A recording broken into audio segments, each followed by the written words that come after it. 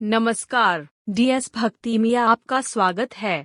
आज हम बात करेंगे एक ऐसे खास उपाय के बारे में जिसे करने के बाद शीघ्र अतिशीघ्र विवाह के योग बनेंगे। ये उपाय कई लोगों द्वारा आजमाया गया है और जिन भी लोगों ने इस उपाय को किया है उन्हें इसके शुभ परिणाम देखने को मिले हैं। अगर आपके घर में या आपके बेटे की या बेटी की शादी नहीं हो रही, कोई अड़चन आ रही है, तो इस उपाय को करने से विवाह के योग बनने लगेंगे। कभी कभी ऐसा होता है कि कुंडली नहीं जुड़ पाती या फिर कुंडली तो जुड़ जाती है लेकिन सामने वाले ना बोल देते हैं।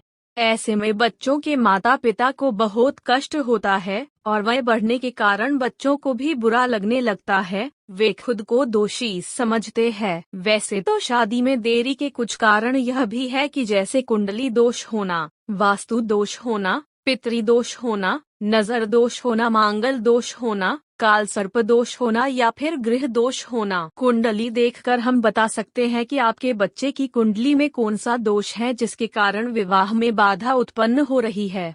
लेकिन आज मैं आपको एक ऐसा उपाय बताऊंगी जिसे करने से आपके विवाह के योग बनने लगेंगे। आपको बस यह उपाय सच्ची आस्था से करना है। भगवान कभी भी किसी का बुरा नहीं करते। भगवान के घर में देर है लेकिन अंधेर नहीं। भगवान ने आपके लिए जरूर अच्छा ही सोचा होगा। आपको सिर्फ भगवान पे भरोसा रखना है और यह उपाय करना है। आपके घर में जिस किसी का विवाह नहीं हो रहा, चाहे वो आपका लड़का हो या फिर लड़की, यह उपाय वे स्वयं ही करें। यह उपाय माता पिता भी कर सकते हैं किंतु जिन्हें शादी करनी है वे इस उपाय को करें तो बेहतर होगा। आपने अगर हमारे चैनल को सब्सक्राइब नहीं किया तो कृपया सब्सक्राइब कर दीजिए ताकि अगले वीडियो की नोटिफिकेशन आपको तुरंत मिले। और अगर आप महादेव के भक्त हो तो कमेंट में हर हर महादेव जरूर लिखें। तो अब बिना देर लगाए हम बढ़ते हैं अपने उपाय की तरफ जिसे करने से आपके विवाह के योग शीघ्र बनेंगे या यूं कहो आपका विवाह हो ही जाएगा। इस उपाय को करने में आपको सोमवार का दिन लेना है। सोमवार के दिन आप 21 हल्दी की गांठ लेनी है जिसे हलकुंड भी कहते हैं। इन 21 हलकुंड को आपको अपने ही हाथों से पीसना है। ध्यान रखें कि बाहर से हल्दी की पाउडर नहीं लानी है। जब आप हल्दी को पिसोगे तो शुरुआत में ओम गंगणपतये नमः इस मंत्र का 5 बार उच्चारण करें। आपके शुभ विवाह की शुरुआत श्री गणेश जी के आशीर्वाद से हो और यह कार्य बिना किसी विघ्न के पार पड़े यह विनंती करें। फिर उस पीसी हुई हल्दी में थोड़ा गंगा जल डालकर उससे एक सुंदर शिवलिंग तैयार करें। फिर आपको शिवलिंग की पूजा करनी है। पूजा करने के लिए ध्यान रखें कि शिवलिंग जो हल्दी से बनाया हुआ है वह टूटना नहीं चाहिए, इसलिए पहले शुद्ध घी का दिया और अगरबत्ती जला ले। फिर शिवलिंग पर केवल 1 बूंद शुद्ध जल, बाद में 1 बूंद पंचामृत, फिर 1 बूंद शुद्ध जल और गंगा जल डाले और बाद में संकल्प ले। संकल्प लेते वक्त ध्यान रखें कि उसमें आपका पूरा नाम, कुल, गोत्र, मूल स्थान, मूल पुरुष, कुल स्वामिनी, आप कहाँ रहते हो, वहाँ के ग्राम देवता कौन है, आप कौन सी तारीख को यह पूजा कर रहे हो, कौन से पक्ष की कौन सी तिथि को कर रहे हो, यह बोलकर महादेव के समक्ष आपको अपने विवाह की इच्छा प्रकट करके उस शिवलिंग के सामने यह संकल्प छोड़ देना है।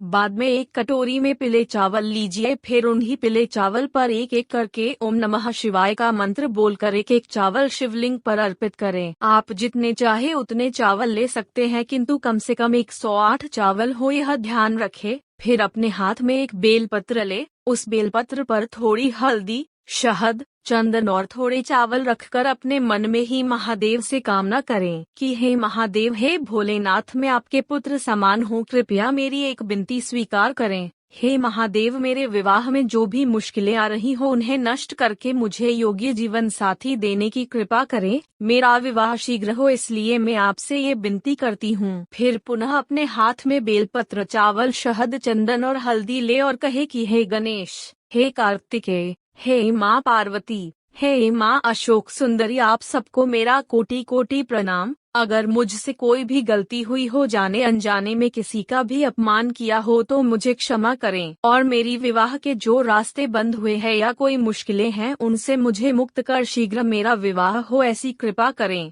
ऐसी विनती करने के बाद जो बेलपत्र हाथ में लिया है उसे शिवलिंग पर अर्पण कर दे। फिर शिवलिंग की आरती करें, भोग चढ़ाए और पूजा संपन्न करें। उस शिवलिंग को बिना हिलाए रात भर वैसे ही रहने दे। किंतु एक बात का ध्यान रखें कि रात को सोते वक्त अपने पैर शिवलिंग के तरफ ना रखें। हमारे हिंदू धर्म में मान्यता है कि रात्रि को भगवान अपने भक्त के घर जाते हैं। हर रात्रि महालक्ष्मी अपने भक्त के घर जाती है, इसलिए कभी भी अन्न पूरा खत्म नहीं करते। डिब्बे में कम से कम एक तो भी रोटी रखी हुई होनी चाहिए और जहाँ भगवान की पूजा होती है उसी क्षण या फिर उस रात भगवान वहाँ जरूर जाते हैं। इसलिए वह शिवलिंग ऐसी जगह स्थापित करें जहाँ आपका लड़का या लड़की सोते हो, ताकि रात में जब भगवान वहाँ आए तो पूजा को देखने के बाद सीधा आपके लड़का या लड़की पर उनकी नजर पड़े। किंतु एक बात का ध्यान रखें कि आपको शिवलिंग हिलाना नहीं है, इसलिए पूजा भी उसी जगह करें। पूजा होने के बाद आप दिन भर ओम नमः शिवाय का जाप अपने मन में करते रहे और जब रात को सोने जाए तो हाथ में जल लेकर महादेव के समक्ष अपने दिन भर में किया हुआ जाप अर्पण कर दे। रात भर वह शिवलिंग अपने ही रूम में रखे।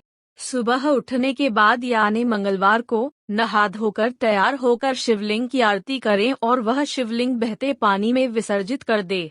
ध्यान रहे कि बहते पानी में ही विसर्जित करना है। विसर्जित करते वक्त शिवलिंग के ऊपर एक बेल पत्र रखे और पानी में विसर्जित करते वक्त महादेव से कहे कि हे महादेव, इस शिवलिंग स्वरूप हल्दी के कण बहते बहते अपने योग्य स्थान पर जाए और मेरे लिए विवाह के योग प्रबल करके मेरा जीवन साथी जहाँ कहीं भी रहता हो कृपया वहाँ से कुछ न कुछ संकेत दे और मुझे योग्य जीवन साथी प्रदान करे। ऐसा बोलकर वह शिवलिंग पानी में विसर्जित करके सीधा अपने घर चले आए। एक बार शिवलिंग विसर्जित करके फिर से मुड़कर उसे देखना नहीं है। बस एक बात का ध्यान रखे कि आते वक्त किसी से भी बात नहीं करनी है। सीधा अपने घर आए, भगवान के सामने धूप बत्ती जलाए और अपने नित्य काम करने लग जाए। इस उपाय को करके कई लोगों ने अपने वैवाहिक जीवन की शुरुआत की है। महादेव की कृपा से आज यह उपाय आपके पास आया है। इस उपाय को करके इसका लाभ उठाए और आपके पहचान में सबको भेजे ताकि वे भी किसी और को भेज सके और इसका लाभ उठा सके। सबकी अच्छे से शादी हो, सबको योग्य जीवन साथी मिले ताकि वे अपने वैवाहिक जीवन की शुरुआत करें और सुखी जीवन व्यापन करें। यही कामना मन में रखते हुए मैं यह वीडियो समाप्त करती हूँ और आपने अगर सब्सक्राइब नहीं किया तो कर दीजिए। धन्यवाद।